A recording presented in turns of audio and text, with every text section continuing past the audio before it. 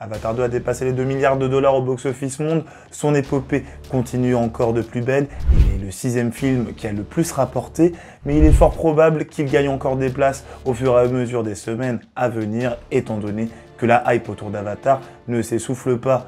Comme vous le savez, même James Cameron est rentré à nouveau dans l'histoire, en ayant à lui seul réalisé 3 films ayant dépassé les 2 milliards. Vous les connaissez, on retrouve Titanic, Avatar 1 et Avatar 2. Et avec de tels résultats, vous savez très bien aussi que les suites sont déjà confirmées. Et même au-delà de ça, Cameron hype autour de toutes ses prochaines sorties, donc au niveau d'Avatar 3, 4 et 5. J'ai fait plusieurs théories à ce sujet sur la chaîne, donc n'hésitez pas à aller checker tout ça. Mais là, ce qui va nous intéresser, c'est plus ce qu'il va se passer dans les 4e et 5e volets qui sont censés clôturer les aventures qu'on suit depuis le premier volet d'Avatar. Parce qu'en effet, vous avez vu le postulat de cette vidéo avec la miniature et le titre, il est fort probable que les Na'vi soient exterminés dans Avatar 4, voire Avatar 5. Et je vais vous expliquer tout ça dans cette vidéo, parce que bon, il y a beaucoup de choses à dire, il y a beaucoup d'annonces qui ont été faites par Cameron et l'un de ses producteurs, Jon Lando.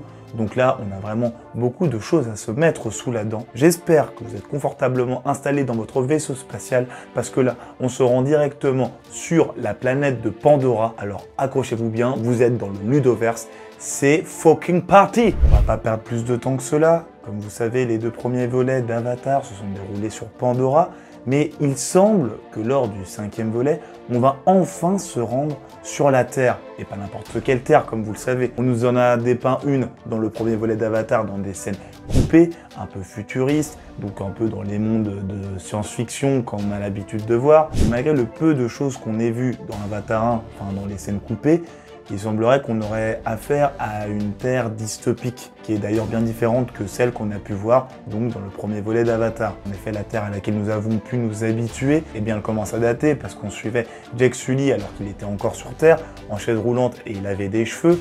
Et rien qu'en prenant en compte le voyage entre la Terre et Pandora, qui doit durer environ 6 ans si je ne m'abuse, et sans compter les ellipses auxquelles on a eu le droit entre Avatar 1 et Avatar 2, avec un écart de plus de 15 ans à peu près, et bien rien qu'en cumulant tout ça, on arrive déjà sur plus d'une vingtaine d'années qui sépare la Terre qu'on a vue dans Avatar 1 et celle qui doit exister dans Avatar 2. Et encore, on n'a même pas pris en compte les différentes ellipses qu'il va y avoir entre les prochains opus, donc Avatar 3, 4 et 5, sachant qu'il va y avoir un gros bond dans le temps, comme l'avait teasé James Cameron, le réalisateur, entre Avatar 4 et Avatar 5. On peut même limite se dire qu'une cinquantaine, voire une soixantaine d'années séparera les 2 films, voire peut-être plus, qui sait? Ce n'est qu'une supposition. Mais Jon Lando, le producteur, en parlant de cela, nous a bien fait comprendre que la Terre serait encore plus touchée par la surpopulation et le manque de ressources naturelles. Je tiens d'ailleurs à rappeler que dans Avatar 1, les humains ils étaient à la recherche d'une nouvelle source d'énergie sous la forme de l'unobtainium. C'est d'ailleurs pour ça qu'ils ont pété le gros arbre des Omaticaya en utilisant les armes à feu de la RDA. Et dans Avatar la voie de l'eau, on voit bien qu'ils sont à la recherche en fait des Tulkun en partie, car ils génèrent une ressource qui est anti-vieillissante sur les humains. Et bien encore une fois, c'est une guerre de ressources qui est mise en place. On comprend donc en effet que la Terre elle est au bout du rouleau et que les humains ils sont a priori obligés d'aller piquer un petit peu des ressources par-ci par-là pour pouvoir sauver la Terre qu'ils ont eux-mêmes détruite. D'ailleurs, est-ce qu'on peut dire que ce sont des héros ou des méchants? J'ai fait une vidéo à ce sujet qui répond à cette question ou qui tente d'y répondre, thèse, antithèse, vous connaissez, n'hésitez pas à le checker. Et donc Avatar 5 nous présentera cette Terre qui est au bout du rouleau, mais Jon Lando a lui-même dit qu'il y aurait quand même une part d'espoir, une possibilité de changer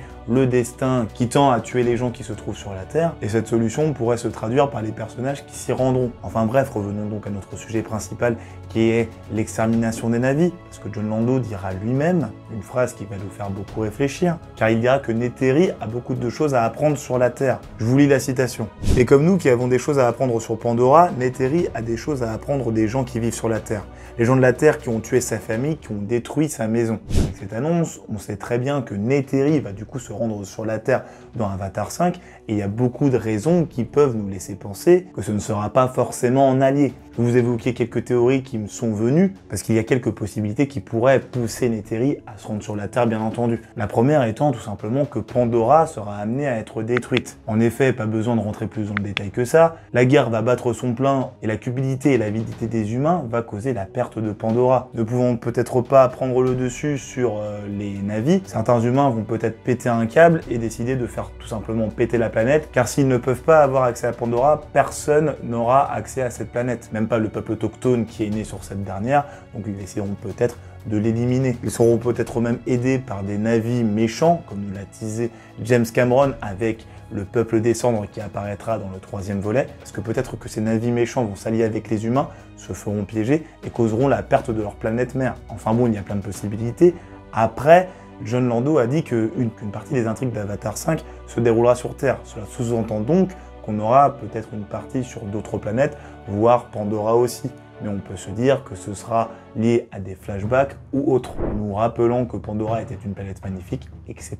Et donc suite à la destruction de Pandora ou l'extermination de la majorité des navis, parce que peut-être qu'ils ne détruiront pas la planète, ils tueront potentiellement la majorité des navis qui s'y trouveront, pour faire en sorte que peut-être Pandora ne soit habitable que pour les humains. Et donc ce qui pousserait Neytiri à se rendre sur Terre, ce serait petit 1, qu'elle a envie tout simplement de venger sa famille et ses amis, comme l'a cité Jon Lando. Peut-être qu'il faisait tout simplement référence au premier Avatar, voire au deuxième, mais je n'en suis pas sûr. Donc Neytiri pourrait se rendre sur Terre pour se venger, et pourrait quand même se lier d'amitié avec les habitants de cette planète, voire la planète elle-même, et changer de camp, changer d'avis. Autre possibilité, suite à la destruction de sa planète ou l'extermination de son peuple, elle sera potentiellement capturée et envoyée sur Terre pour être étudiée. Elle réussira à s'échapper pour ensuite visiter la Terre, et on reste sur le même scénario que je vous ai présenté juste avant. Donc ça fait déjà pas mal de choses qui peuvent arriver. Moi, ça ne m'étonnerait pas qu'effectivement la planète de Pandora explose ou que la majorité des navis soient assassinés,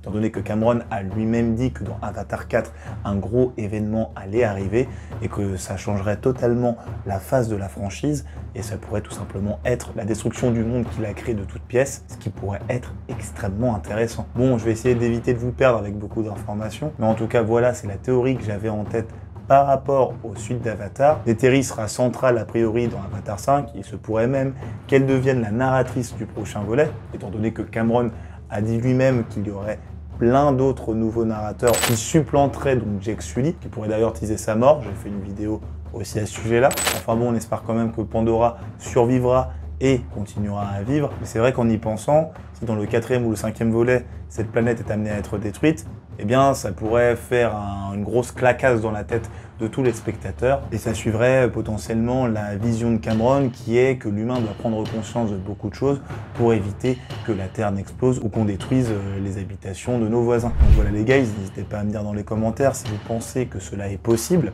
est-ce que vous pensez que Pandora va être détruite, que les navis vont être exterminés, ou que Neytiri va tout simplement devenir folle et tenter d'éliminer la planète Terre et tous les terriens qui s'y trouvent. Vu ce qu'il s'est passé dans Avatar 2, la voie de l'eau, on peut se dire que c'est possible, au vu de la haine que Neytiri a auprès des humains, mais elle pourrait tout simplement aussi changer dans le 5e, voire le 4e volet, au contact de ces derniers. Bien entendu, n'oubliez pas de vous abonner, lâcher un like et partager la vidéo, cela permettra de donner de la visibilité à la chaîne.